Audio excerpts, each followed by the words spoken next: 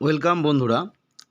Upcoming যে সমস্ত পরীক্ষাগুলো রয়েছে মূলত PSC miscellaneous exam 2023, PSC clerkship exam 2023 এবং ডাব্লিউবিপি এসআই এবং কনস্টেবল এক্সাম 2024, এছাড়া কেপি কনস্টেবল 2024, এই সমস্ত পরীক্ষাকে লক্ষ্য রেখে জিএস বা জিকে পেপারের উপরে আমাদের যে প্র্যাকটিস সেট চলছে তার আজকে আমরা হিস্ট্রি ক্লাস নিয়ে আলোচনা করব।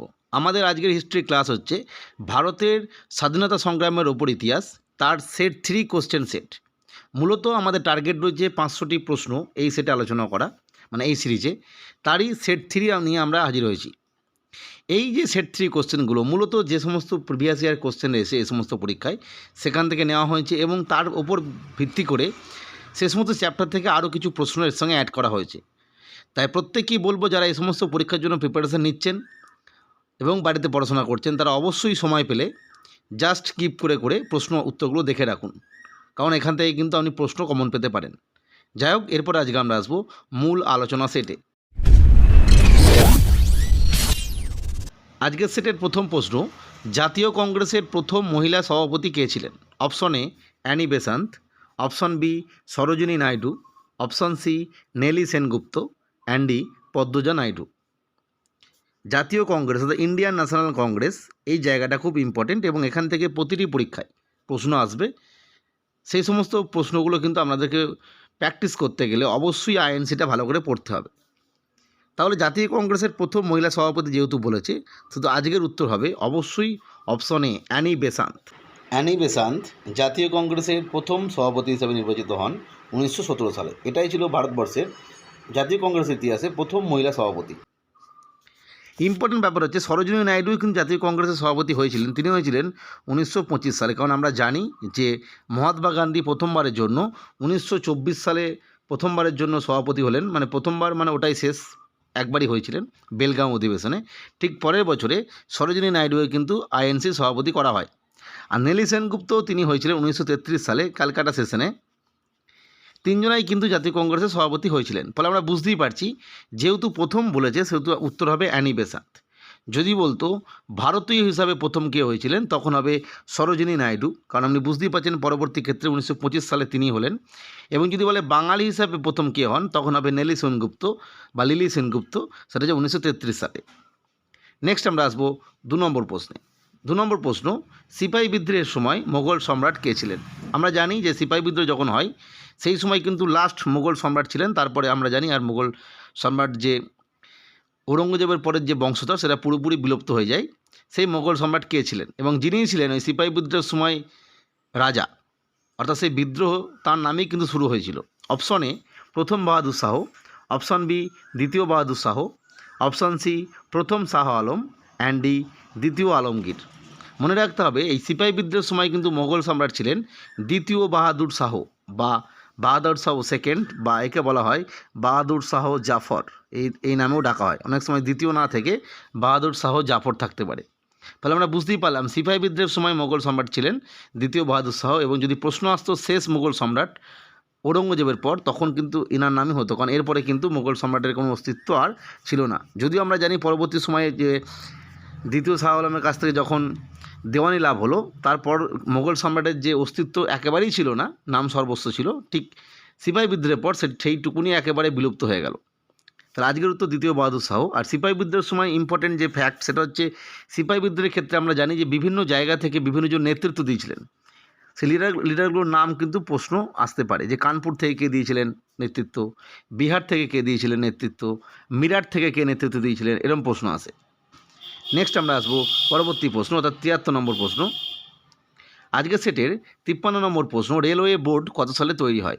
Option A 1905, option B 1819, option C 1935, and D 1947। Railway board থেকে বহু প্রশ্ন আসে, মানে রেলওয়ে বিষয়টা থেকে। একটা হচ্ছে রেলওয়ে বোর্ড কবে এস্টাবলিশ হয়, 1 নম্বর রেলওয়ে সিস্টেমটা কবে আসে। 2 নম্বর হচ্ছে সরকারিভাবে রেলপথ তৈরি শুরু হয় কবে, অর্থাৎ সরকারি পয়সায়। 3 নম্বর প্রশ্ন আছে যে রেল বাজেট এবং কেন্দ্রীয় বাজেট যেটা সেটা পৃথক কবে করা হয়েছিল। আর একটা প্রশ্ন আছে এই দুটোকে পুনরায় মার্জড কবে করে দেওয়া হলো, রেল বাজেট এবং জেনারেল বাজেট একসঙ্গে মার্চ করে দেওয়া হলো কবে। আর আজকের প্রশ্ন যেটা সেটা 6 নম্বর প্রশ্ন, আপনি ভাবতে পারেন যে রেলওয়ে বোর্ড কত সালে তৈরি হয়। অবশ্যই রাইট আনসার অপশন এ 1905। 1905 সালে রেলওয়ে বোর্ড তৈরি হয়। যেহেতু আমাদের স্ক্রিন ছোটো, তাই আমরা জাস্ট প্রশ্নগুলো বলে রাখছি। আপনারা যদি উৎসাহিত থাকেন তাহলে অবশ্যই এই প্রশ্নের উত্তরগুলো খাতায় লিখে রাখবেন বা প্র্যাকটিস করে নেবেন, কারণ প্রশ্ন কিন্তু এখান থেকেই হবে। নেক্সট আমরা আসবো 54 নম্বর প্রশ্ন। ইয়ং বেঙ্গল মুভমেন্টের মধ্যমণি কে ছিলেন? খুব ইম্পর্টেন্ট। আমরা জানি যে ইয়ং বেঙ্গল বা নববঙ্গ যে আন্দোলনটা হয়েছিল 1800 দশকে, তার মধ্যমণি কে, যাতে তিনি কার জন্য এটা হয়েছিল? Option A Rammohan Roy, option B Vidyasagar, option C Debendranath Thakur, and D Derozio. আমরা প্রত্যেকেই জানি যে ইয়ং বেঙ্গল মানেই হচ্ছে, সেই নববঙ্গ মানেই হচ্ছে অবশ্যই option D is the right, না ডিরোজিও। হেনরি ভিভিয়ান ডিরোজিও ছিলেন ইয়ং বেঙ্গল মুভমেন্টের মধ্যমণি। এই ইয়ং বেঙ্গল মুভমেন্ট থেকে খুব প্রশ্ন আসে যে ইয়ং বেঙ্গল মুভমেন্ট কে চালু করেছিলেন, যার উত্তর হচ্ছে ডিরোজিও। এছাড়া ডিরোজিও নিজস্ব কিছু পত্রিকা ছিল, সেই পত্রিকা যেগুলো ছিল সেই ম্যাগাজিনগুলোর নাম আসতে পারে। এর সঙ্গে ইনার কিছু বিখ্যাত শিষ্য ছিলেন, তাদের নাম মানে যারা যারা পরবর্তী সময় আমরা জানি রাধানাথ সিকদার এ সমস্ত ছিলেন যারা, তাদের নাম আসতে পারে। এখান থেকে প্রশ্ন আছে, মূলত ম্যাগাজিনগুলোর নামগুলোই প্রশ্ন আসে। নেক্সট আমরা আসবো 55 নম্বর প্রশ্ন। আলিগড়ের মোহামেডান অ্যাংলো ওরিয়েন্টাল কলেজ কত সালে তৈরি হয়? খুব ইম্পর্টেন্ট একটা জায়গা। স্যার সৈয়দ আহমেদ খান থেকে যেটা প্রশ্ন, এই স্যার সৈয়দ আহমেদ খান এখান থেকে কিন্তু আপনাকে পড়তে হবে, কারণ এখান থেকে বিভিন্ন প্রশ্ন আসে। 1 নম্বর প্রশ্ন যেটা আছে যে আলিগড়ের মোহামেডান অ্যাংলো ওরিয়েন্টাল কলেজ কত সালে তৈরি হয়, ইয়ারটা আসতে পারে। কে তৈরি করেছিল তার নাম দিয়ে আসতে পারে। 3 নম্বর হচ্ছে তিনি এছাড়া আরও অনেক কিছু তৈরি করেছিলেন। থিওডর বেক যিনি ছিলেন, তার সঙ্গে এই অ্যাংলো ওরিয়েন্টাল কলেজের প্রতিষ্ঠাতা অর্থাৎ সৈয়দ আহমেদ খানের যে সম্পর্ক, থিওডর বেক, এখান থেকে আসতে পারে প্রশ্ন। আর আরেকটা প্রশ্ন আছে আনসার লেখা যে ইন্ডিয়ান মুসলিম বইটির লেখককে, তখন কিন্তু মনে রাখতে হবে এখানে কিন্তু থিওডর বেক বা স্যার সৈয়দ আহমেদ খান হবে না। ইন্ডিয়ান মুসলিম বইটির লেখক হচ্ছেন উইলিয়াম হান্টার। এইখান থেকে প্রশ্ন আসে যে ইন্ডিয়ান মুসলিম বইটির লেখককে, অনেকে উত্তর করেন যে থিওডর বেক বা সৈয়দ আহমেদ খান। মনে রাখতে হবে ইন্ডিয়ান মুসলিম এই বইটির লেখক হচ্ছে উইলিয়াম হান্টার। এখান থেকে বহুবার প্রশ্ন এসেছে যে ইন্ডিয়ান মুসলিম এই বইটির লেখককে, এখান থেকে প্রশ্ন আসে। উত্তর হবে উইলিয়াম হান্টার, কখনোই কিন্তু এটার সৈয়দ আহমেদ খান নয়, কারণ এই জায়গার এই সময় লেখা বই একটা, এটা নিয়ে অনেকে ভুল উত্তর করেন। যাই হোক, আলিগড়ের মোহামেডান অ্যাংলো ওরিয়েন্টাল কলেজ তৈরি হয় option A 1868, option B 1875, option C 1883, and D 1906। তাহলে আলিগড়ের মোহামেডান অ্যাংলো ওরিয়েন্টাল কলেজ তৈরি হয় অবশ্যই option B is the right answer, 1875 সালে। আর কে তৈরি করেন? অবশ্যই আমি এতক্ষণ ধরে আলোচনা করলাম যার কথা, স্যার সৈয়দ আহমেদ খান কিন্তু এই কলেজটি তৈরি করেছিলেন। নেক্সট যে প্রশ্ন, সেই প্রশ্নটা আসার আগে আপনাদের একটা তথ্য দিয়ে রাখি বা একটা কোশ্চেন করে রাখি, যেটা উত্তর আপনি পরেই পেয়ে যাবেন। 1875 সালে আরেকটি গুরুত্বপূর্ণ সভা তৈরি হয়েছিল ভারতের যে স্বাধীনতা সংগ্রামের ইতিহাস সেখানে, সেটা কি? অবশ্যই আপনারা চিন্তা করে রাখুন, পরবর্তী ক্ষেত্রে আমরা আলোচনা করব। নেক্সট আমরা এলাম 56 নম্বর। হিন্দু কলেজ প্রতিষ্ঠা হয় কবে? খুব গুরুত্বপূর্ণ প্রশ্ন। Option A 1817, option B 1830, option C 1832, and D 1857। এই হিন্দু কলেজ কবে তৈরি হয়? এই বিষয়টা খুব গুরুত্বপূর্ণ এই কারণেই, কারণ এই সময় কিন্তু রাজা রামমোহন রায় ধীরে ধীরে আত্মপ্রকাশ করছেন। ভারতের যে নবজাগরণ শিক্ষার ক্ষেত্রে বা কালচারালের দিক থেকে, সেই রাজা রামমোহন রায়ের কিন্তু আত্মপ্রকাশ হচ্ছে এই হিন্দু কলেজ প্রতিষ্ঠার মাধ্যমে। পরবর্তী সময়ে তিনি আত্মীয় সভা তৈরি করবেন ঠিক তার পরের বছর, তারপরে আসবে ব্রাহ্ম সমাজ, সতীদাহ প্রথা রদ, এভাবে কিন্তু অনেক তিনি গুরুত্বপূর্ণ কাজ করবেন। এছাড়া তিনি, আমি জানা, তৎকালীন যিনি গভর্নর জেনারেল ছিলেন বেন্টিংকে তিনি চিঠিও লিখেছিলেন ইংরাজি শিক্ষার জন্য। যাই হোক, সেই সময় ইংরাজি শিক্ষা দেয়া হবে কি হবে না এই নিয়ে ভারতীয়দের মধ্যে সমস্যা ছিল, আমরা জানি। সেই নিয়ে দুটো পন্থী তৈরি হয়, তাদের মধ্যে গণ্ডগোল হয়, এবং আমরা জানি যে 1813 সালের যে একটা টাকা, মানে শিক্ষার খাতে কিছু টাকা এসেছিলো 1 লাখ টাকা, সেই টাকাটা কীভাবে ব্যয় হবে, মানে পুরনো পদ্ধতিতে পড়াশোনা না নতুন পদ্ধতিতে, সেটা আলাপ আলোচনা করতেই প্রায় 10 বছর সময় লেগে যায়। যাই হোক, তৎকালীন সময় যে সমস্যাগুলো ছিল সেগুলো, যাই হোক, রাজা রামমোহন রায় কিন্তু এটা অনেকটা মিটিয়েছিলেন। সেই হিন্দু কলেজ তৈরি হয় কবে? অবশ্যই উত্তর হয় অপশন এ 1817 সালে। রাজা রামমোহন রায়, আলেকজান্ডার ডাভ এবং ডেভিড হেয়ার কিন্তু এটা তৈরি করেছিলেন, অর্থাৎ হিন্দু কলেজ তৈরি হয় 1817 সালে। নেক্সট আমরা এলাম পরবর্তী প্রশ্ন, 57 নম্বর প্রশ্ন। কলকাতা মেডিকেল কলেজ কবে তৈরি হয়? খুব ইম্পর্টেন্ট, এখান থেকেও প্রশ্ন আছে, কারণ এই সময় হিন্দু কলেজ, মেডিকেল কলেজ, ঠিক তারপরেই আমরা জানি 1857 সালে 3টে বিশ্ববিদ্যালয় তৈরি হবে, কলকাতা, বোম্বে এবং মাদ্রাস। তারপরে আবার এলাহাবাদ ইউনিভার্সিটি তৈরি হবে, এগুলো কিন্তু পড়তে হবে। তাহলে কলকাতা মেডিকেল কলেজ তৈরি হয় কবে? Option A 1829, option B 1835, option C 1858, and D 1884। Kolkata medical college খুব ইম্পর্টেন্ট, এটা তৈরি হয়েছিল 1835 সালে। লর্ড বেন্টিংয়ের আমলে, এটা মনে রাখতে হবে। কারণ আমি আগের দিন ভাইসরয়ের ক্লাস করাতে গিয়ে বলেছিলাম যে ভাইসরয়ের টেনিওরগুলো মনে রাখবেন, তাহলে অনেক সময় প্রশ্নের এইভাবে প্রশ্ন আসতে পারে যে কলকাতা মেডিকেল কলেজ যখন তৈরি হয় তখন ভাইসরয় কে ছিলেন, এইভাবে প্রশ্ন আসতে পারে। তাই মানে গভর্নর জেনারেল বা ভাইসরয়দের যে টেনিওর সময়কালটা মনে রাখতে হবে। তাহলে অবশ্যই আজকের উত্তর, কলকাতা মেডিকেল কলেজ তৈরি হয় 1835 সালে, ভাইসরয় ছিলেন তখন অবশ্যই লর্ড বেন্টিং। নেক্সট আমরা এলাম 58 নম্বর, এদের মধ্যে কে ব্রাহ্ম সমাজের সক্রিয় নেতৃত্ব দেয়নি? খুব ইম্পর্টেন্ট, অর্থাৎ অ্যাক্টিভ লিডার কে ছিলেন না ব্রাহ্ম সমাজের, অ্যাক্টিভ লিডার অফ ব্রাহ্ম সমাজ। এ দেবেন্দ্রনাথ ঠাকুর, B Keshabchandra Sen, C Raja Rammohan Roy, and D Swami Vivekananda. এই ধরনের প্রশ্নগুলো মিসেলেনিয়াস সার্ভিসের ক্ষেত্রে খুব ইম্পর্টেন্ট, বা WBPSI এর ক্ষেত্রে ইম্পর্টেন্ট। রাজা রামমোহন রায় আমরা প্রথমেই এটা বাদ দিতে পারবো, কারণ তিনি ব্রাহ্ম সমাজ তৈরি করেছিলেন প্রথম। আমরা জানি পরবর্তী সময়ে ব্রাহ্ম সমাজের দায়িত্ব নেন রাজা রামমোহন রায় যখন লন্ডনে চলে গেলেন। আমরা জানি যে সেকেন্ড আকবর তাকে রাজা উপাধি দিলেন, ঠিক তখন দায়িত্ব নেন দেবেন্দ্রনাথ ঠাকুর। ফলে দেবেন্দ্রনাথ ঠাকুর অ্যাক্টিভ যুক্ত ছিলেন। তারপরে আমরা জানি যে কেশবচন্দ্র সেন আসেন, এবং কেশবচন্দ্র সেনকে এই দেবেন্দ্রনাথ ঠাকুর ব্রহ্মানন্দ উপাধি দেন। এই কেশবচন্দ্র সেনের সঙ্গে দেবেন্দ্রনাথ ঠাকুরের পরবর্তী সময়ে একটা সমস্যা তৈরি হয়, এবং যার জন্য আমরা জানি যে 1868 সালে এই ব্রাহ্ম সমাজ ভেঙে যাবে, এবং দেবেন্দ্রনাথ ঠাকুর এবং কেশবচন্দ্র সেন আলাদা আলাদাভাবে ব্রাহ্ম সমাজের যে প্রচার সেটা তৈরি করবেন। একটা হবে ভারতীয় ব্রাহ্ম সমাজ, একটা হবে আদি ব্রাহ্ম সমাজ। যাই হোক, পরবর্তী সময় সেটাও ভেঙে যাবে শিবনাথ শাস্ত্রী, আনন্দমোহন বসুদের সঙ্গে। যাই হোক, ফলে আমরা বুঝতে পারছি কেশবচন্দ্র সেনও কিন্তু ব্রাহ্ম সমাজের অ্যাক্টিভ লিডার ছিলেন। অবশ্যই যিনি ছিলেন না, তিনি হচ্ছেন অবশ্যই আমাদের স্বামীজি, অর্থাৎ স্বামী বিবেকানন্দ। তিনি কিন্তু এই ব্রাহ্ম সমাজের অ্যাক্টিভ লিডার ছিলেন না। আমাদের সেটা পরবর্তী প্রশ্ন 59, তত্ত্ববোধিনী সভাকে তৈরি করেন? খুব important. Option A Debendranath Tagore, option B Shivnath Shastri, option C Keshabchandra Sen, and D Raja Rammohan রায়।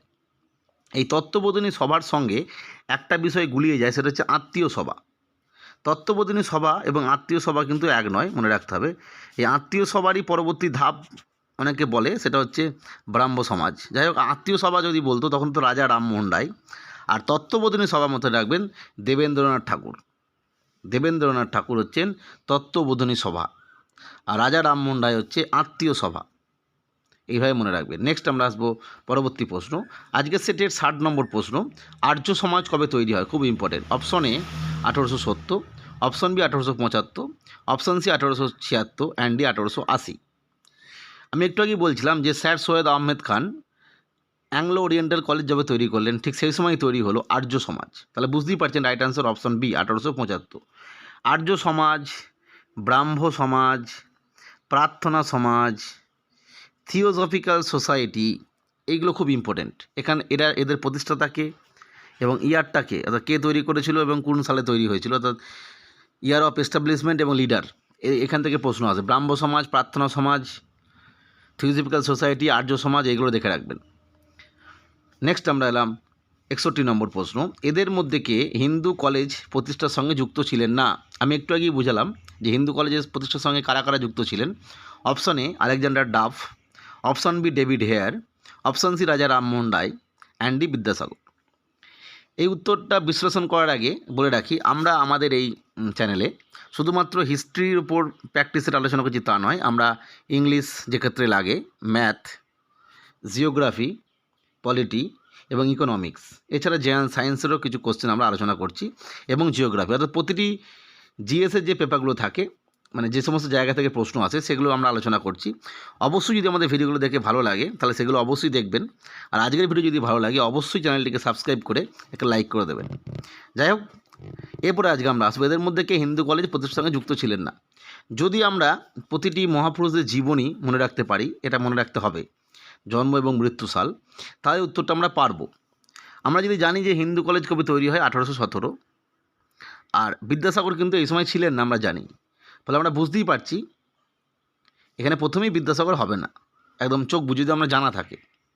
আর বাকি তো আমি একটু আগে আলোচনা করেইছিলাম যে রাজা রামমোহন রায় এর প্রচেষ্টা এবং আলেকজান্ডার ডাফ এবং ডেভিড হেয়ারের সহযোগিতায় কিন্তু এই হিন্দু কলেজ তৈরি 1817 সালে। যদি এটা আপনি না জানতেন, যদি আপনাদের রাজা রামমোহন রায়ের জীবনী, বিদ্যাসাগরের জীবনী এগুলো মনে থাকতো, সেক্ষেত্রে হয়তো আপনি এটা উত্তরটা করতে পারতেন। যুক্ত ছিলেন নাকি? অবশ্যই right answer option D, Vidyasagar মহাশয়। আমাদের সেটের পরবর্তী প্রশ্ন, অর্থাৎ 62 নম্বর প্রশ্ন, যেটা আমি একটু আগেই বলছিলাম, থিওজফিক্যাল সোসাইটি কে তৈরি করেন? খুব ইম্পর্টেন্ট, এখান থেকেও প্রশ্ন আসে। Option A Derozio, option B Annie Besant, option C H P Blavatsky and D madam Cama. এই যে থিওজফিক্যাল সোসাইটি, এটার যে গুরুত্বপূর্ণ শাখা ভারতবর্ষের ক্ষেত্রে যদি বলতো যে ভারতবর্ষের বিভিন্ন জায়গা এর শাখাকে স্থাপন করেছিলেন বিভিন্ন শাখা, তখন হতো কিন্তু অ্যানি বেসান্ত, এটা উত্তর হতো, মনে রাখতে হবে। কিন্তু যেহেতু থিওজফিক্যাল সোসাইটি জাস্ট প্রথম সোসাইটির কথাই বলেছে কে তৈরি করেছিলেন, তখন উত্তর হবে কিন্তু ম্যাডাম এইচপি ব্লাভাটস্কি। এবং এর সঙ্গে আরেকজন ছিলেন, রাইট আনসার অপশন সি। এছাড়া এর সঙ্গে আরেকজন ছিলেন, সেটা হচ্ছে কর্নেল পিএইচ ওলকট, তিনিও কিন্তু মনে রাখতে হবে এটা তৈরি করেছেন। থিওজফিক্যাল সোসাইটি তৈরি করেন ম্যাডাম এইচপি ব্লাভাটস্কি এবং কর্নেল পিএইচ ওলকট। আর যদি প্রশ্নটা ঘুরিয়ে আসতো যে এই থিওজফিক্যাল সোসাইটির বিভিন্ন ধারা, চিন্তাভাবনা এবং প্রচুর শাখা ভারতবর্ষকে তৈরি করেছিলেন, তখন কিন্তু উত্তর হতো অ্যানি বেসান্ত, এটা মনে রাখতে হবে। তাহলে আজকের উত্তর সি, এইচপি ব্লাভাটস্কি, এবং যে নামটা নেই যেটা তিনিও ছিলেন সেটা হচ্ছে কর্নেল সিপিএইচ ওলকট। নেক্সট আমরা আসবো 63 নম্বর প্রশ্ন। আলিগড় আন্দোলন কে শুরু করেছিলেন? খুব সহজ প্রশ্ন, আমি বহুবার আলোচনা করলাম। আলিগড় আন্দোলন শুরু করেছিলেন কে? Option A sir Syed Ahmed Khan, option B Mohammad Ali Jinnah, option C Abul Kalam Azad and D Abdul Rasul. খুব সহজভাবে যদি আমরা আলিগড় আন্দোলনের যে সময়কালটা মনে রাখতে পারি 1870 থেকে, তাহলে আমরা বুঝতে পারবো যে এটা কিন্তু সেই সময়কার যে সময়ে কখনোই মোহাম্মদ আলী জিন্নাহ ছিলেন না, আব্দুল কালাম আজাদও ছিলেন না এবং আব্দুল রসুলও ছিলেন না। এনাকে আমরা পাই বঙ্গভঙ্গের সময় 1905 সালে। যাই হোক, তাহলে আমরা বুঝতেই পারছি আলিগড় আন্দোলন শুরু করেছিলেন, right answer option A sir Syed Ahmed Khan Aligarh আন্দোলন শুরু করেন। নেক্সট আমরা এলাম 64 নম্বর প্রশ্ন। 64 নম্বর প্রশ্নটি খুব গুরুত্বপূর্ণ। নিচের কোনটি দয়ানন্দ সরস্বতীর লেখা বই নয়? আমি একটু আগেই বলছিলাম যেগুলো কনসেপচুয়াল প্রশ্ন দেখাচ্ছি সেগুলো কিন্তু মূলত পিএসসি মিসলেনিয়াস এবং ডাব্লিউবিপি এসআইয়ের ক্ষেত্রে, মানে মেনের ক্ষেত্রে গুরুত্বপূর্ণ। নিচের কোনটি দয়ানন্দ সরস্বতীর লেখা বই নয়? Option A Satyarth Prakash, option B Ved Prakash, option C Satyarth Bhumika and D বেদ বাস্য ভূমিকা। এগুলো কিন্তু পুরোপুরি মুখস্থ করতে হবে, স্ট্র্যাটেজিকের পার্ট, অর্থাৎ কার কোন লেখা বই।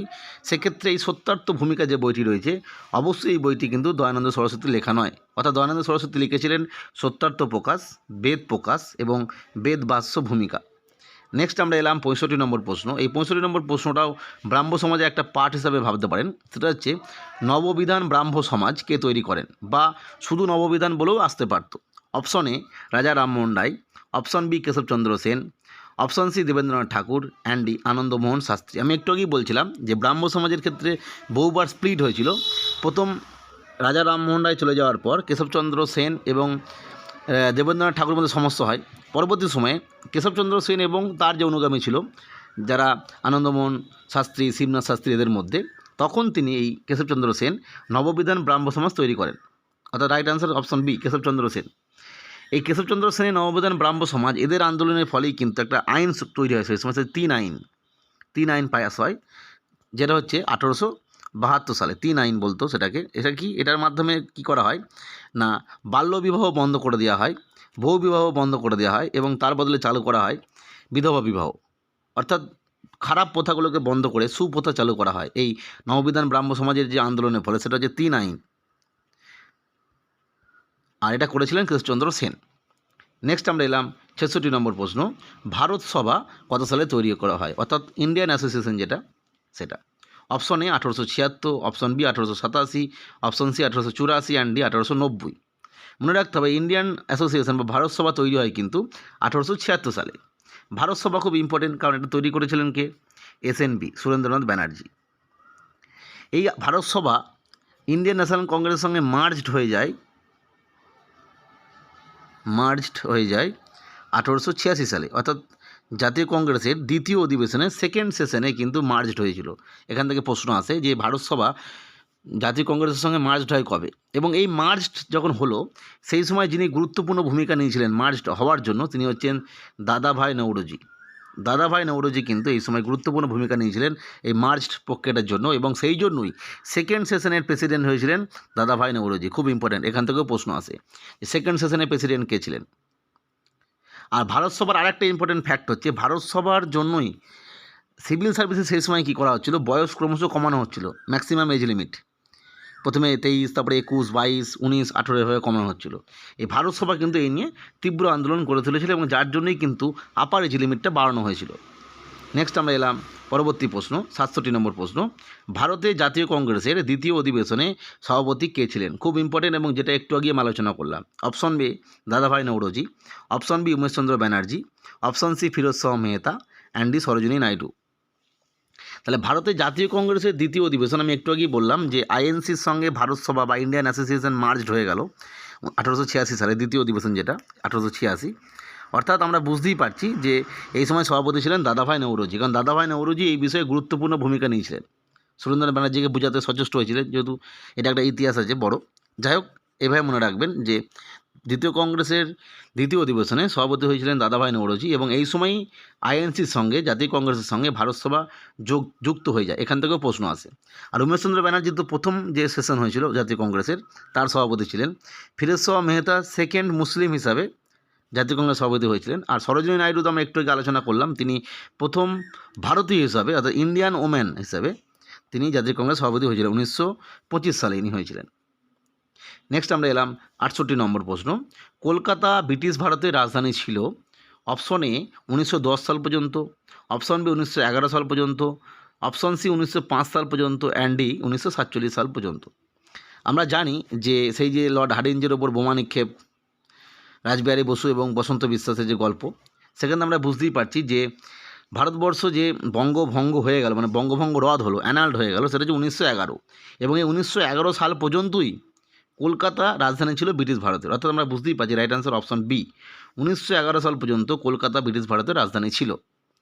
নেক্সট আমরা এলাম 69 নম্বর প্রশ্ন। আজকের সেটের 69 যে প্রশ্ন সেট, সেটা হচ্ছে আমি তোমাদের একটি মুসলিম প্রদেশ দিতে চলেছি, উক্তিটি কার? অর্থাৎ I am giving a Muslim Province, এই কথাটি কে বলেছিল? খুব গুরুত্বপূর্ণ একটি কথা বা উক্তি, আমরা জানেন উক্তিটি কার? Option A Lord Curzon, option B Lord Minto, option C Lord Chelmsford, and D Lord Lytton. এটা খুব কমন প্রশ্ন, বহুবার পরীক্ষায় এসছে। এটা হচ্ছে সেই 1905 সালের যে বঙ্গভঙ্গ, পার্টিশন অফ বেঙ্গল, সেই পার্টিশন অফ বেঙ্গলের রেসপেক্টে সেই সময়কার যিনি ভাইসরয় ছিলেন তো লর্ড কার্জন এই কথাটি বলেছিলেন। লর্ড কার্জনের বিখ্যাত উক্তি। আর লর্ড কার্জনের আরেকটা বিখ্যাত উক্তি ছিল যে partition of Bengal is a settled fact. আর এই সেটেলড ফ্যাক্ট যে কথাটা, তার নিয়ে আবার সুরেন্দ্রনাথ ব্যানার্জির একটি বিখ্যাত উক্তি, এখান থেকে প্রশ্ন আছে। তিনি বলেছিলেন I shall make this settled fact unsettled. এইগুলো থেকে বারবার ঘুরিয়ে ঘুরিয়ে প্রশ্ন আসে। নেক্সট আমরা এলাম 70 নম্বর প্রশ্ন। স্বদেশ বান্ধব সমিতি কে তৈরি করেন? খুব important. Option A Pulin Bihari Das, option B Barindra Ghosh, option C Surya Sen, and D Aurobindo Ghosh. Swadesh Bandhab সমিতি কে তৈরি করেন? আমরা অবশ্যই চেষ্টা করলে অবশ্যই কমেন্ট বক্সে জানাবেন। তার আগে বলি যে বারীন্দ্র ঘোষ বা অরবিন্দ ঘোষ যারা রয়েছেন, এরা কিন্তু সেই তৎকালীন সময়ে যিনি যুগান্তর পত্রিকা, তার সঙ্গে যুক্ত ছিলেন। আর সূর্য সেন তো আমরা জানি অবশ্যই 1830 সালের সেই বিখ্যাত চট্টগ্রাম মস্তাকার লুণ্ঠনের সঙ্গে যুক্ত। পরবর্তী সময় জানি তার ফাঁসি হয়। যাই হোক, তাহলে স্বদেশ বান্ধব সমিতি তৈরি করেন অবশ্যই অপশন এ পুলিন বিহারী দাস। পুলিন বিহারী দাস স্বদেশ বান্ধব সমিতি তৈরি করেছিলেন। নেক্সট আমাদের প্রশ্ন 71 যে সেটটি রয়েছে সেটা হচ্ছে বঙ্গভঙ্গের সঠিক তারিখ কোনটি? খুব ইম্পর্টেন্ট এবং এটা মুখস্থ করতেই হবে, কোনো না কোনো পরীক্ষায় এই প্রশ্নটা আপনি পাবেনই।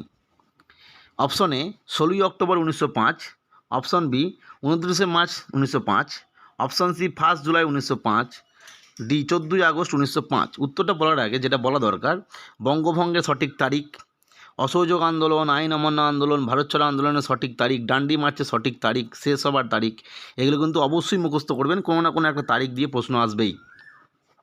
তাহলে আজকের সেটের যে প্রশ্ন, সে বঙ্গভঙ্গের সঠিক তারিখ কোনটি? রাইট আনসার হবে অপশন এ 16ই অক্টোবর 1905 সালে বঙ্গভঙ্গ কিন্তু চালু হয়েছিল, জাস্ট আগের দিন ঘোষণা করা হয়েছিল। নেক্সট আমরা এলাম 72 নম্বর। বন্দে মাতরম গানটি কংগ্রেসের কোন অধিবেশনে প্রথম গাওয়া হয়েছিল? খুব important. Option A 1896, option B 1911, option C 1916, and D 1907।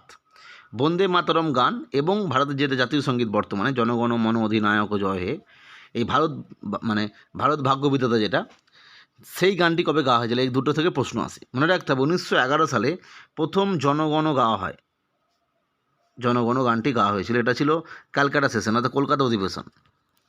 আর বন্দে মাতরম গানটি গাওয়া হয় 1896 সালে, এটাও ছিল ক্যালকাটা সেশন, মনে রাখতে হবে।